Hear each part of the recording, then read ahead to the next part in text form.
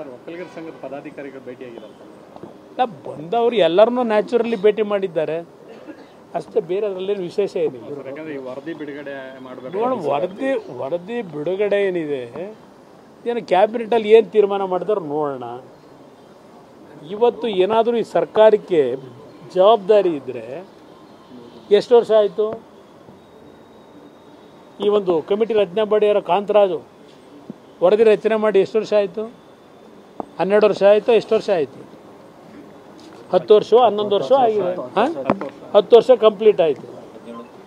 10 ವರ್ಷದೊಂದೇ ಇದ್ದಂಥ ಹಲವಾರು ಜಾತಿಗಳ ಸಮಾಜದ ಸಮಸ್ಯೆಗಳಿಗೆ ಸಿದ್ದರಾಮಯ್ಯನವ್ರ ಪಾಪ ಈಗ 10 ವರ್ಷದಲ್ಲಿ 7 ವರ್ಷ ಅವರಲ್ವಾ? 7 ವರ್ಷ ಅವರೇ ಮುಖ್ಯಮಂತ್ರಿ. ದೇಶದಲ್ಲಿ ಯಾರೋ ಅಂತ ಮುಖ್ಯಮಂತ್ರಿನೇ ಕಂಡಿಲ್ವಂತಲ್ಲ ನಾವು.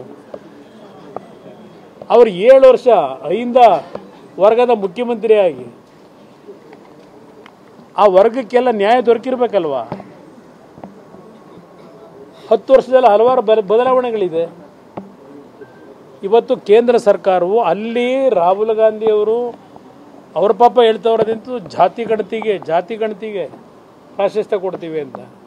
ಈಗಾಗಲೇ ಕೇಂದ್ರ ಸರ್ಕಾರವೂ ಹೇಳಿದೆ, ಜಾತಿ ಗಣತಿಯನ್ನು ಜನಗಣತಿಯನ್ನು ಮಾಡ್ತಕ್ಕಂಥ ನಿರ್ಧಾರ ಮಾಡಿದ್ದಾರೆ.